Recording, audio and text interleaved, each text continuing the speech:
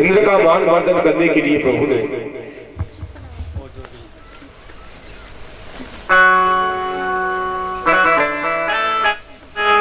ब्रजवासियों के द्वारा इंद्र की पूजा बंद करा दी और गोवर्धन महाराज की पूजा कराई।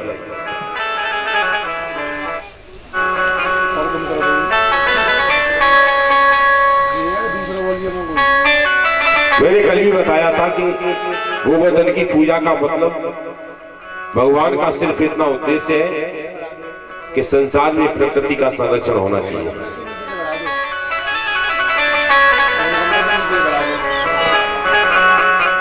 प्रकृति नहीं होगी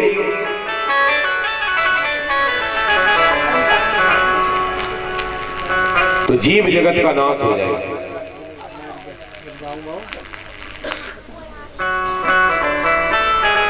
जब ये खबर देवराज इंद्र को मिली कि बाबा नंद के बेटा ने ब्रजवासियों से तुम्हारी पूजा समाप्त करा दी, तो इंद्र बड़े नाराज हुए।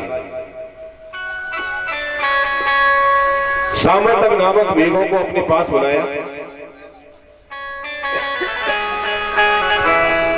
और सामंतक नामक मेघों को आज्ञा दी कि तुम जाओ और इन ब्रजवासियों को धन धान सहित नष्ट कर दो। अच्छा, कैसा भगवान है, हजार पूजा किए वो एक बार नहीं की तो सबको मिटाना चाहता है।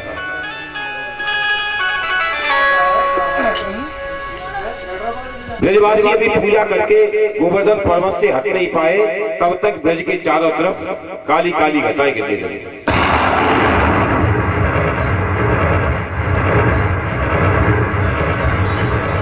काले काले बादल उमड़ के आने लगे। सखाओं ने प्रभु से निवेदन किया, प्रभु देख रहे हैं आप,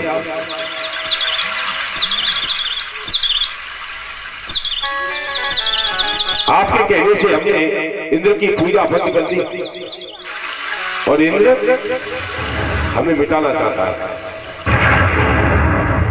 या प्रभु ने ब्रजवासियों को एक संकेत किया, कहीं ब्रजवासियों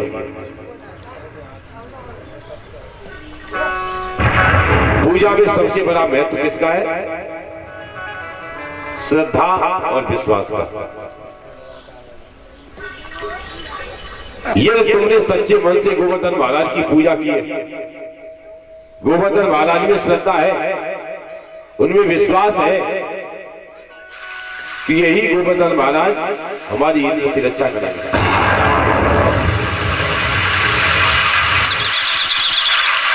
सभी सखाओं ने, ब्रजवासियों ने हाथ जोड़े गोवर्धन महाराज की शरण ली, कही हे गिरिराज जी, इंद्र के प्रकोप से हमारी रक्षा करिए।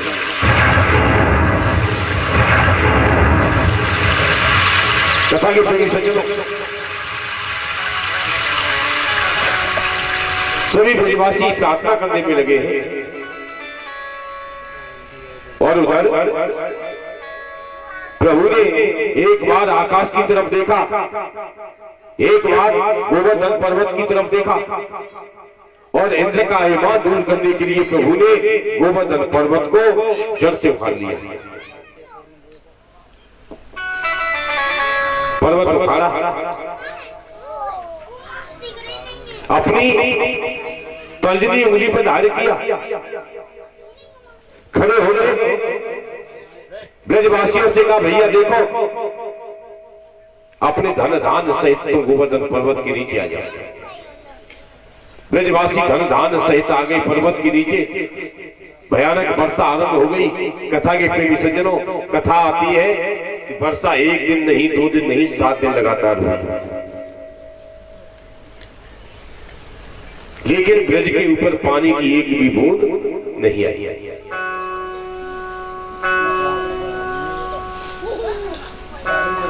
पानी की एक भी बूंद नहीं आई। अच्छा, ऊपर से इतनी वर्षा हो रही है, फिर पानी कहां चला गया? संतों से पूछा गया, भक्तों ने बताया कि प्रभु ने उस जल को रोकने के लिए ब्रज की रक्षा के लिए हजारों सूर्यों के समान तेजस्वी अपने सुदर्शन चक्र को आकाश में लगा दिया। जो भी पानी गिरता है, सुदर्शन चक्र उस पानी को जला के भाप बना देता है।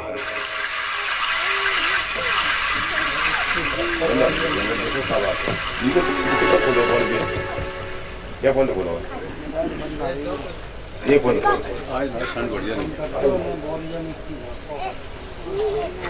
कथा की परमिशन और सुदर्शन चक्र से जो पानी बचता है वो कहां जा रहा है? एक कथा आती है। आवाज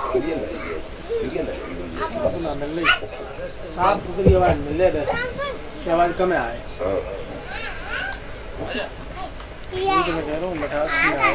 सुदर्शन चक्र से जो जल बचा वो कहां चला गया? एक कथा आती है। जब श्री राम त्रेता युग में अयोध्या के राजा बने, रावण को मारकर सीता जी अयोध्या की महारानी बन गई। सीता जी ने एक नियम बनाया कि घर में चाहे हजारों नौकर हो, हजारों दासियां हो, पर रसोई अपने हाथ से बनाऊंगा। अच्छा, एक परिवर्तन आ गया है। अयोध्या की महारानी ये सीता कहती है रसोई अपने हाथ से बनाऊंगा। तो आज की बहुएं बड़ी परेशानी है, चाहती है कि नौकरानी हो खाना बनाने के लिए। सीता जी ने श्री राम से कहा प्रभु भोजन तो बनाऊंगी, लेकिन मेरा एक नियम है, मैं चाहती हूं कि आप एक संत को रोजाना घर पे बुलावा दे, मैं पहले उन संत को भोजन कराऊंगा। और गृहस्थ का धर्म है, आप ही देखा होगा हमारी बूढ़ी माता रोटी बनाती है तो सबसे पहली रोटी गाय के लिए बनाती है। भोजन होना चाहिए, समस्त जीवों का भाग उस भोजन में विद्यमान होना चाहिए। संत के लिए, ब्राह्मण के लिए भोजन बनना चाहिए घर में, तब वो अन्न शुद्ध होता है। श्री राम रोजाना किसी न किसी महात्मा को बुला लेते भोजन में, लेकिन दुनिया में उस समय तो अजीब ढंग के बाबा थे। कोई बाबा तो ऐसा मिलता है जो 10 रोटियां खाता है, कोई बाबा मिलता है जिसने सैकड़ों सालों से भोजन ही नहीं किया, लेकिन राम के बुलाने पे आते हैं, भोजन को प्रणाम किया, चले गए। सीता जी बड़ी परेशान, श्री राम से कही प्रभु कोई ढंग का बाबा ने बुलाओ जिसे खिलाने में अच्छा लगे। हम इतनी रसोई बनाती है, सब रखी रह जाती है, कोई खाता ही नहीं है। भगवान श्री राम को हंसी आ गया। अयोध्या में बैठे हुए थे श्री राम, बैठे बैठे अगस्त ऋषि का ध्यान किया। कहिए महाराज आइए, कल सुबह हमारे घर में आपका निमंत्रण है। श्री राम की सूचना मिली, अगस्त महात्मा दौड़ते हुए चले आए। सीता जी से कहा देवी भोजन संभाल के बनाना, आज ढंग का बाबा आया। सीता जी ने बढ़िया ढंग से रसोई बनाई, आसन दिया, जल दिया, बाबा को भोजन पर बिठाया और बाबा ने भोजन खाना शुरू किया तो फिर बंद होने का नाम नहीं लिया। सीता जी परोसती जा रही है, बाबा खाता जा रहा है। सीता जी ने कहा बाबा 2 लड्डू दूं, बाबा ने कहा 4 रख दो। सीता जी ने कहा 1 रोटी और दूं, बाबा ने कहा 4 रख दो। भोजन बनाते बनाते, परोसते परोसते सीता जी थक गई। मन में सोचा बाबा से कैसे कह दूं बाबा खाना बंद कर दे। भगवान गणेश का ध्यान किया। कथा में आता है भगवान गणेश आए, पूछी भैया क्या सेवा करूं? उन्होंने कहा बेटा दोनों बहुए बुला लो, अब काम नहीं चलेगा। गणेश की दोनों पत्नियां रिद्धि सिद्धि आ गई भोजन बनाने के लिए। भगवान गणेश स्वयं सीता माता का साथ दे रहे। लेकिन एक दिन नहीं, 2 दिन नहीं, लगातार कई दिन तक भोजन चलता रहा। सीता जी बहुत परेशान, न दिन में भोजन बंद, न रात में बंद। बाबा से बोली, बाबा नियम कहता है जब भोजन आधा हो जाए तो बीच में पानी पी लेना चाहिए, थोड़ा पानी पी लो। अगस्त महात्मा ने हाथ जोड़े कही, देवी जब भोजन आधा हो जाएगा तब पी लूंगा, अभी तो शुरुआत हुई है।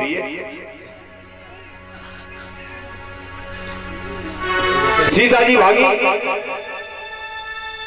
श्री राम के पास आई, कही प्रभु ऐसा बाबा लेके आए हो जो 27 दिन पूरे होने जा रहे हैं, अभी खाना बंद नहीं कर रहा है। मैंने कहा है आधा भोजन हो जाए तो पानी पी लेना चाहिए, वो कहता है भी आधा नहीं, शुरुआत हुई है।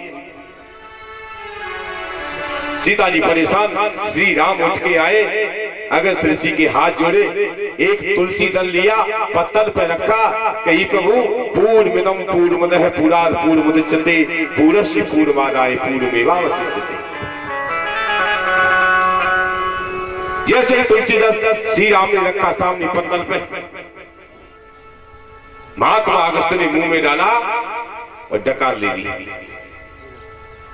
कई पूर्ण हो गया।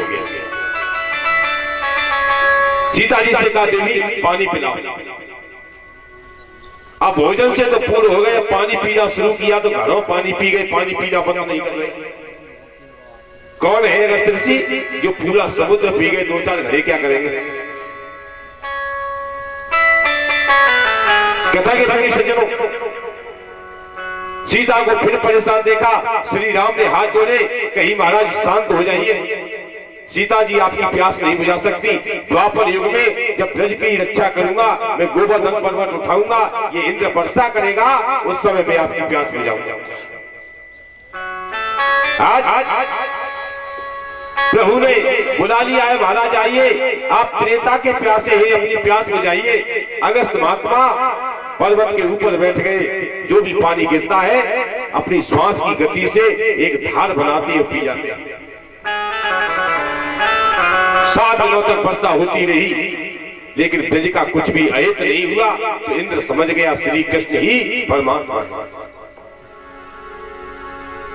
कच्चे धागे से दोनों हाथ बांधे, गांव भेड़ गाय का दूध लिया, आकाश गंगा का जल लिया, कांपते हुए इंद्र ने प्रभु की वंदना की। नमस्तुभ्यं भगवते पुरुषाय महात्मने वासुदेवाय शांताय यदुनाम पतये नमः। हे प्रभु मुझे क्षमा करिए। प्रभु मुस्कुरा रहे हैं, इंद्र वंदना कर रहे हैं, प्रभु का अभिषेक किया गया। श्री सुखदेव जी महाराज कहते, राजन भगवान ने इंद्र को क्षमा किया। इंद्र ने कही, महाराज एक निवेदन करूंगा आपसे, यदि आपने मुझे क्षमा किया है तो छोटे मोह बड़ी बात करना चाहता हूं। हे महाराज, मैं आज आपका नामकरण करना चाहता हूं। भगवान ने कहा तो कर दो। इंद्र ने कही, महाराज वैसे तो संसार में आपके हजारों नाम हैं, आप अनंत है, आपकी महिमा अनंत है, आपके नाम अनंत है, लेकिन मैं आज आपका एक नाम रखना चाहता हूं। आपने मेरे प्रकोप से इन ब्रजवासियों की, इन गायों की रक्षा की है, इसलिए आज के बाद सारा संसार आपको गोविंद के नाम से जानेगा। बोलिए गोविंद भगवान जय हो। गौ मानी गाय, बिंद मानी रक्षक, जो गायों का रक्षक है वही गोविंद है। इंद्र का ईमान दूर कर दिया, ब्रजवासियों की रक्षा कर दी। आप देख ले, ये गोवर्धन की लीला है, वो हमारी जिंदगी से इस कथा का क्या संबंध है? क्या है गोवर्धन की कथा? वैसे तो हम गाय के गोबर से एक आकृति बनाते हैं, उसकी पूजा कराते हैं, ये चलन है हमारे समाज में। लेकिन गोवर्धन का मतलब क्या है? गौ और प्रधन।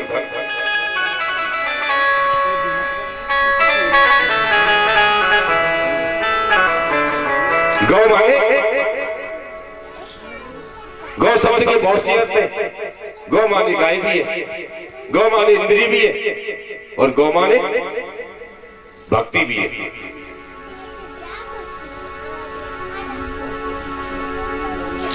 और प्रधान माने उठाना। किधर उठाना? ऊपर की तरफ। गोवर्धन की कथा है कि हम अपनी भक्ति को, हम अपने मन को ऊपर की तरफ उठाएं, भक्ति को ऊंचे लेवल की तरफ ले जाएं। यहां एक बात और याद रखने की है कि सुखदेव जी महाराज ने गोवर्धन की कथा सुनाई है। क्यों? क्योंकि अब राजा परीक्षित को महाराज लीला सुनाना चाहते हैं, और महाराज लीला सुनने का वही अधिकारी है जिसने अपनी भक्ति का प्रदर्शन कर दिया, जिसका मन ऊर्ध्व गति को प्राप्त हो चुका है। वही संसार में महाराज लीला सुनने का अधिकारी है। सुखदेव जी महाराज ने गोवर्धन की कथा सुनाई, लेकिन यहां से ब्रज की गोपिकाएं श्री कृष्ण को ब्रह्म मानने लगी।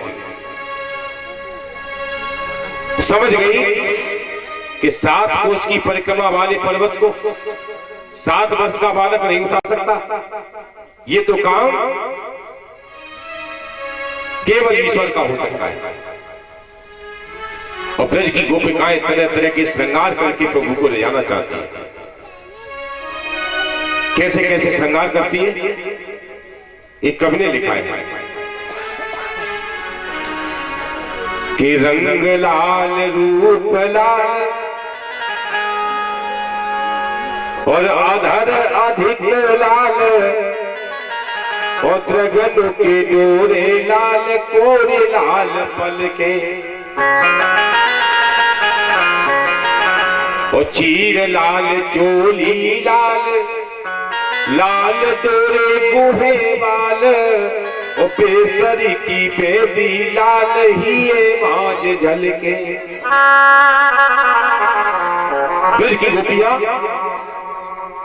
नाना प्रकार का श्रृंगार करती है, और संसार का हर श्रृंगार किसके लिए कर रही है? केवल प्रभु को आकर्षित करने के लिए।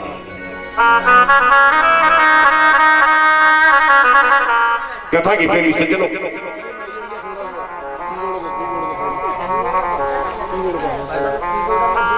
गोपियां भगवान के प्रेम में डूबी है। उस समय ब्रज में एक गोपी रहती है जिसका नाम है जटला। गोपिकाओं को श्री कृष्ण के पीछे भागते हुए देखती है, बार बार टोकती है, कहती है गोपिकाओं तुम पागल हो गई हो? अरे पर पुरुष के पीछे भाग रही हो, ये नारी धर्म नहीं है।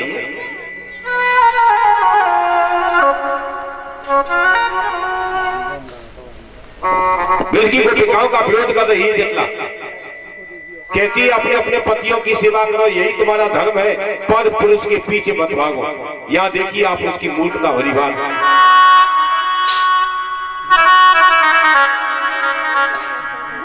श्री कृष्ण की अवस्था कितनी है? 7 वर्ष की। वो पुरुष बता रही है 7 वर्ष का बच्चा आज भी विकारों से रहित होता है, कोई विकार नहीं होता उसके हृदय में।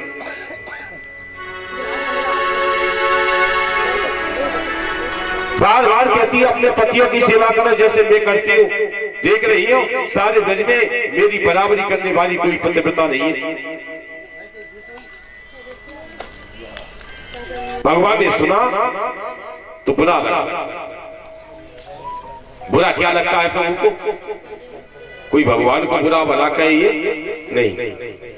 कोई भगवान को गालियां दे प्रभु को बुरा लगता है? नहीं लगता। लेकिन बुरा वो लगता है जब भगवान के भक्त का अपमान होता है। वो गोपिकाओं का अपमान सुना, प्रभु ने एक लीला कर दी। एक दिन प्रभु ने बीमारी का बहाना किया, घर में चले आए। कथा के प्रेमी सज्जनों, मैया यशोदा से कहा, मैया मेरे पूरे बदन में भयानक पीड़ा हो रही है। मैया ने वैद्य बुलाया। वैद्य ने उपचार शुरू किया। कथा के प्रेमी सज्जनों, जो जो उपचार हो रहा है वैसे ही प्रभु की बीमारी बढ़ती जा रही है।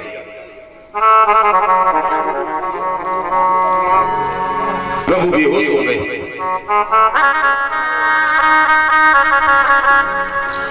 ब्रज में खबर फैल गई, कन्हैया बहुत बीमार है।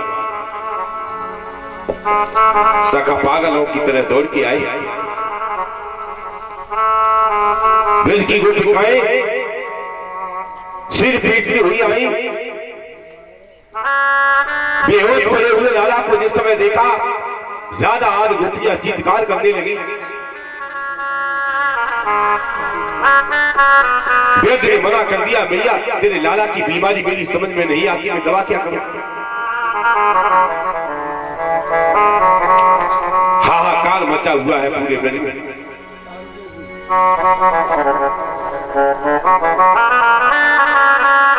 उसी समय भगवान श्री कृष्ण का एक मित्र एक वैद्य का रूप बना के आया। आवाज लगाई, कही भैया यदि किसी को कोई बीमारी हो तो हर बीमारी का इलाज मेरे पास है। गोपियां भागी, वैद्य को घर में लाई। कई वैद्य हमारे कन्हैया बीमार है, जरा इनको देख के बता तो सही बीमारी क्या है। वैद्य ने नवज देखी। मैया यशोदा से कहा, मैया तेरे लाला को दवा की नहीं दुआ की जरूरत है।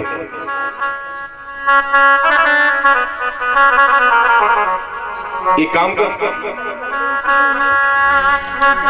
यह तेरे ब्रज में कोई पतिव्रता हो तो उसे बुला।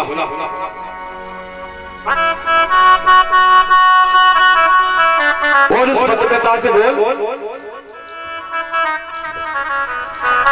एक कच्ची मिट्टी का घड़ा बना जिसमें 100 छिद्र हो।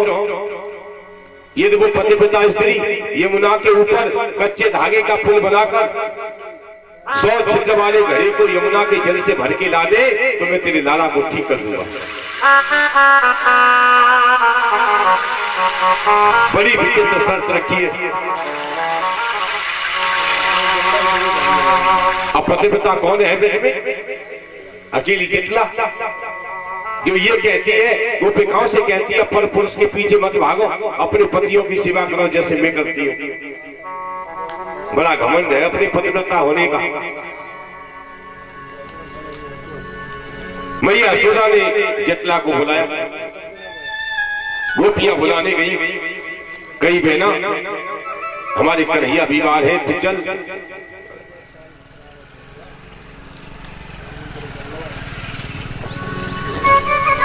चलकर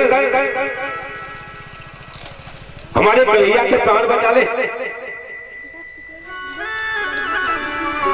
जटला ने जिस समय सुना, बड़े अहंकार के साथ चली।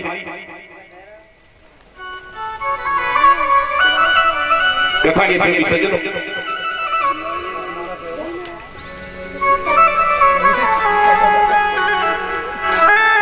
हमारा घड़ा उठाया, कच्चे धागे से यमुना के ऊपर पुल बनाया। अभिमानवी डूबी हुई जटला ने जैसे ही कच्चे धागे के बने हुए पुल के ऊपर पांव रखा, पुल टूट गया और जटला यमुना के बीच धारा में जाके गिरी।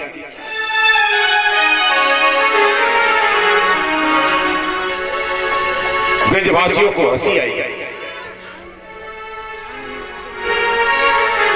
लेकिन दुख किसे हुआ? मैया यशोदा।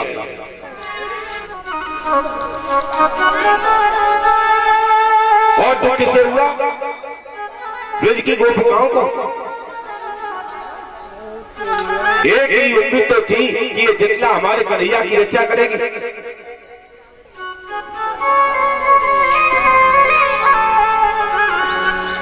लेकिन आज वो भी उम्मीद टूट गई। गोपी सिर धुलने लगी, मैया रोने लगी। फिर हाहाकार मच गया घर में। वैद्य ने कहा मैया रो क्यों रही है, कोई दूसरी पतिव्रता हो तो बुला। मैया ने कही लाला हे वैद्य, अब मेरे घर में मेरे ब्रज में कोई पतिव्रता नहीं है। वैद्य उठ के खड़ा हो गया, हाथ जोड़े कही मैया तू जानती नहीं है,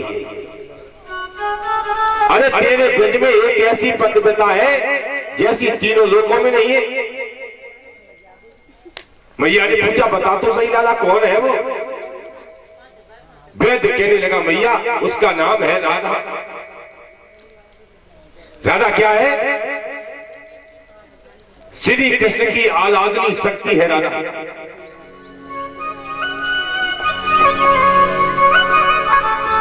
राधा श्री कृष्ण की आराधनी शक्ति है। और करती क्या है? श्री कृष्ण अपनी लीलाओं से संसार को आनंद देते हैं और राधा श्री कृष्ण को आनंद देती है। प्रभु तो दुनिया को खुश रखते हैं और जो प्रभु को खुश रखती है उस शक्ति का नाम राधा है। और राधा क्या है? यमुना की बहती हुई धारा का नाम राधा है। संतों की भाषा में कहें तो श्वास की उठती हुई प्रक्रिया, श्वास का उठना धा और श्वास का बैठना धा। संत कहते हैं ये निरंजन वाला है राधा। और चौथी बात बताऊं, दुनिया तो कन्हैया का भजन करती है और कृष्ण जिसका भजन करते हैं उसका नाम राधा है। कृष्णेन आराध्यते इति राधा। कृष्ण जिसका चिंतन करते हैं, जिसका भजन करते हैं, उस परम शक्ति का नाम राधा है।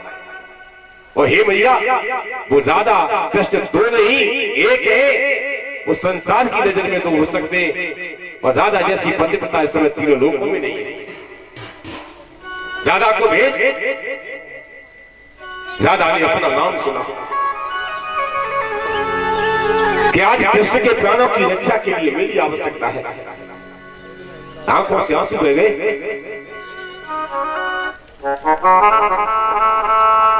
राधा जी उठी,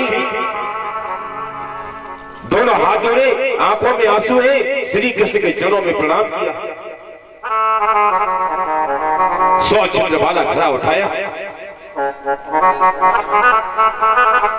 यमुना पर पहुंची, कच्चे धागे से पुल बनाया और गोविंद का स्मरण करते हुए राधा जी ने जैसे ही यमुना से जल भरा, सखाओं ने जयकार किया, बोलिए राधिका मैया की जय हो। जल लेके राधा जी आई, श्री कृष्ण पर जल का छींटा मारा। भगवान कृष्ण हंसते हुए उठ के बैठ गए। कृष्ण न मिल रहे हो और राधा की शरण ग्रहण कर लो, कन्हैया मिलेगा। आइए एक बार कामना करें उस राधा से।